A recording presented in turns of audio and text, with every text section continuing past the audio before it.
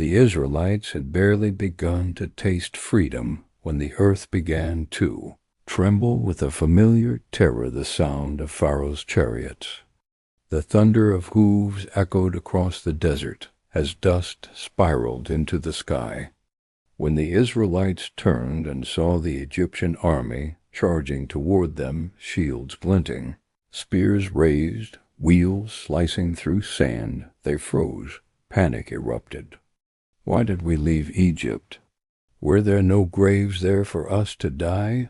We're trapped, caught between the sea and Pharaoh. The waves of the Red Sea crashed violently behind them, dark and endless.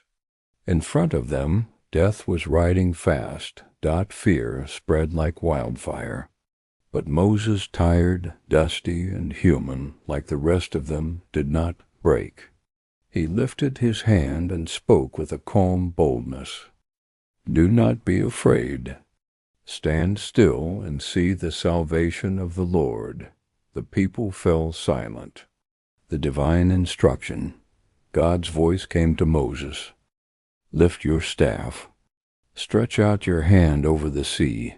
It sounded impossible, ridiculous, beyond human logic. But Moses obeyed. He stepped toward the roaring waves, raised his staff high, and stretched his hand across the sea. Then the impossible began. The waters split. A powerful wind, fierce and supernatural, swept across the sea. The waves shook. The earth groaned. The water began to peel back as though invisible hands were dragging it apart. The people gasped as towering walls of water rose on both sides, deep, shimmering, roaring with restrained power. The seabed lay exposed, dry, firm, ready for footsteps that had waited 400 years to walk free. Moses shouted, "Go, walk through." The Israelites surged forward, mothers clutching children, men guiding livestock, elders leaning on staffs. They walked between the massive walls of water, walls so tall they seemed to touch the sky.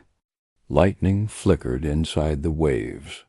Fish flashed behind the watery walls like imprisoned stars. It was a miracle in motion. Pharaoh's final mistake. When Pharaoh saw the sea split, he shouted his final command, "After them." His soldiers charged into the path, chariots rattling over the exposed sea